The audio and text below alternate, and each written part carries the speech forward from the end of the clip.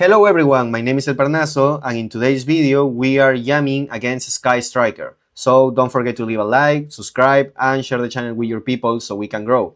Also, don't forget to double check the best jamming Fiensmith masterclass so you can be prepared for the WCQ this weekend or whatever tournament you want to play with Yami to the fullest. You can see that there is a lot of content. I believe we are plus 5 hours at this point.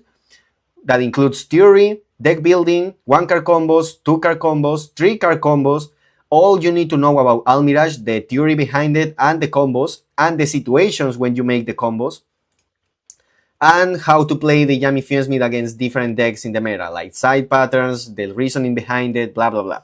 So obviously also the deck profile and the side deck choices. So like try to check it out. By the time you're already seeing the video, the premium section for jamming against Sky Striker will also be here with all the information that you need besides the one in this video. So let's talk about it. The first thing that I need you to understand is that this deck really, like, I understand that it feels strong when they droplet your ass and then crown you and then falling and then they search engage by some weird shit, or they have it already and and it seems like your field did nothing, and after that your opponent was just recovering the cards that they used, right? Because the spells in the graveyard for them, therefore the board breakers, the more popular board breakers in the game right now, are resources in the graveyard as long as they want the spells there, you know? But those are spells that only will allow them to break your board. None of these quick spells, well, to call by the with the exception of Call by the Grave, none of those quick spells can do shit to you. Can do shit to your resources in the hand, which means that none of these board breakers can interact with your hand traps or can avoid your hand traps to be a danger against the development of their Sky Striker plays. As you can see, for example, in the template that I'm using for this video, the first place German national champion of 2026, congrats to Leonard, he won by playing pure Sky Striker. So there is a chance that you're going to face this deck, especially in the first rounds, because it's a very cheap deck today. So especially with a lot of those board breakers being very accessible, like Droplet, Falling on the Virtus, and the rest of the deck being very cheap, right? So the engine deck being very cheap. So here, I understand that your Embor of SP, your Synchro Yami, Caesar, or even Desiree is not that good. Even when you are leaving Caesar untargetable with the Reproducus line, I understand that. However, you need to also understand that after they break your shit, they need to play the game. And actually, how many cards do they have to start to play the game?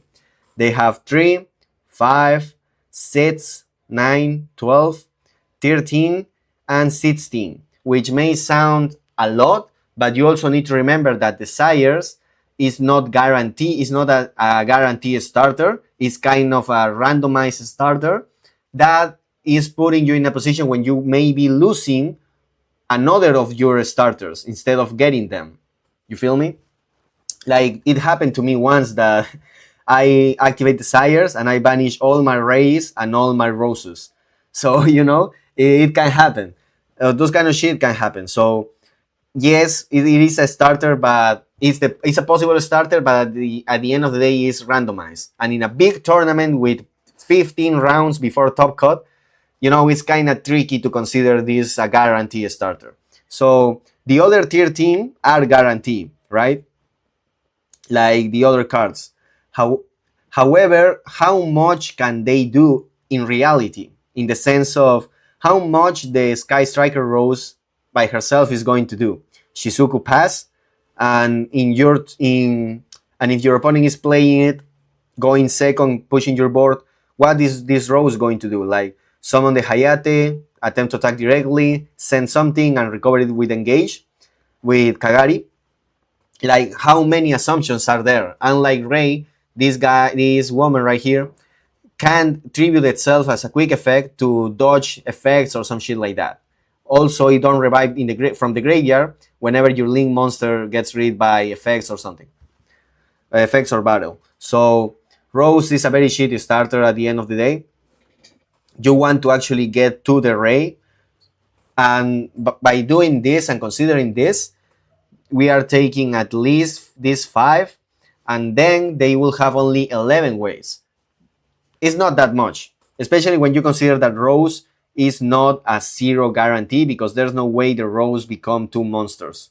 Unless you're going second and your opponent allows you to do the Hayate and then allows you to do the Kagari. So, if you are allowing your opponent to do that much, you don't have that much either, right? And in that case, basically every deck beats you. So, So what I'm trying to explain here is that you need to get your mental shit together when you're facing the deck. Don't let your opponent drawing Droplet with Crown and with Falling on the Virtus in single one get to you, because you need to remember that they are very shitty to start the game to begin with. They don't even play multi-role anymore. So the engage can always get Ash, the engage can always get Purge, etc.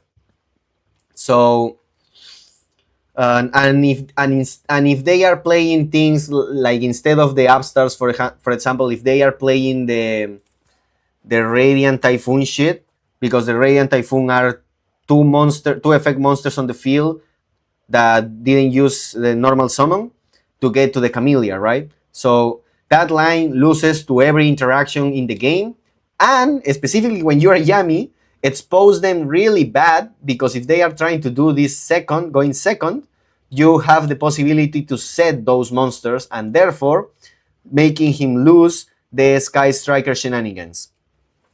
So that is also important to consider. Now the consideration of the Sky Strikers being shitty starters is very important for your mental whenever you are facing the deck. Because if you are thinking that bullshit, you are taking the eyes of the prize, and then the Sky Striker starter can get to you without you interacting with the card like in such a correct way, because you're thinking that you lose already. Okay, that's very important. The other thing that I believe is very important is how do you approach the Fuwalo scenario, because let's imagine like that you're going first, that you're going second in single one, and you discover that your opponent, and you see that your opponent is playing Sky Striker. You don't put yourself in a scenario when the Fuwa don't do shit, because by you reviewing the cards, you can see that if you Fuwa them in a standby phase, for example, you are not going to get that much value, and they are not losing that much value either. If you do it in a standby phase, they will just normal summon Ray, set 4 pass, and that Ray, in your turn, can still become the 0. And he still will have the pop, he still will have like the 2 monsters afterwards, blah blah blah. If they have the Link Gauge, and you do it in a standby phase, first, they can chain one quick spell that they may have, which is very unlikely because they are going first and there is not that much they can do there. But it's very unlikely that will happen, but it can happen that you activate the full in standby, they chain a quick spell, and then they change the Link Gauge so they can send that quick spell. And then they are already making the 0, you are not getting any draws, you are fucked, right? Or if you Fuwa them in standby and they have the Link Gauge, they can just set Link Gauge, set other 4, pass, and in your turn still get to the 0. So if you are in the situation when you just draw the Fuwa and you are going against Sky Striker and they are going first, you save the Fuwa to a chainable effect. Because at the end of the day, because of how Sky Striker works now, they want to use the Sky Striker 0 right there. And the main 2 ways that they have to 0 is to get to either Link Gauge or the Ray. The thing with any of these 2 is that both of them will start a chain to special summon the 0. Ray can special summon it by normal link summoning, because 0 is a link 2. Therefore, it needs to use the effect that you can tribute this card, special summon one Sky Striker Ace monster from your extra deck to your extra monster zone. That is an effect that needs to be activated. So then you can chain the Fuwa. and then you can at least make that Fuwa a guaranteed draw. Um, which I know is not an ideal scenario, just drawing one card, but it is what it is, right? You are not going to take out the Fuwas just because you're thinking that you may be facing a Sky Striker deck that's gonna beat the right, is gonna win the dice roll too, right? So at least have that in mind when you consider how to approach the Fuwa, which is the same with the Linkage. The Linkage is the other way that they can go straight with the zero, and the Linkage is a card that they need to activate it too. So don't get fancy with Fuwaling your opponent in the standby phase, because you can really get punished by it. Specifically when you are playing Yami Fienzman. So that is another consideration that I wanted to give you. First, the mental shit when they are destroying your board in single one, especially with board breakers that you normally wouldn't see, especially in the main deck, and how to treat your Fuwalos against that deck. I think that these two things are very important whenever you are facing the Sky Striker matchup. And the other thing that I wanted to discuss is here, like you can see by their side deck that this has changed a lot. Like usually they will have, like in times before, they will have cards like Impulse, for example, in the side deck, or cards to try to guarantee, or cards to, cards like that. But now, because of the format of, or how the format is building itself, you can see that they will kind of prioritize, and maybe prioritize cards like the Winged Dragon of Ra, the Lava Golem, some shit like that, right? That can also get to your board, and how you can try to play around that kind of shit. How can you attempt to respect it? Well, if you go to my masterclass and you check it out, you can find out, as well as all the other shit that you need in order to do better and do the best as you can with this Yami Fienzmith deck. The most consistent deck in the format, and a tier 1 deck for sure. Like, I still don't understand why people don't have faith in this deck. It's really so good. And after Chaos Origins, as you can see by my latest videos and the ones that are here, the deck is still really good, and maybe even better because people choosing those new shitty decks. So if you enjoy it, leave a like, leave a subscribe, and share the channel with your people. Bye bye.